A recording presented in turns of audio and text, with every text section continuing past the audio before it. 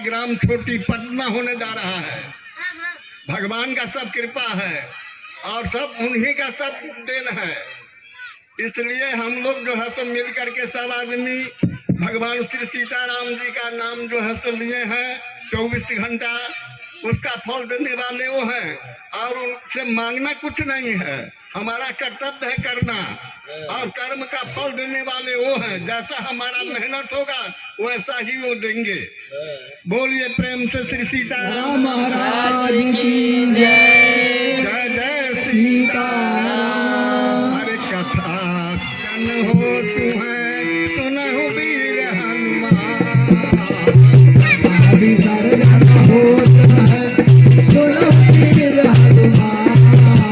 जो जन जहाँ से आए हैं सोता की न पराना। जन जहाँ से आए हैं अरे एक घड़ी याद हो घड़ी याद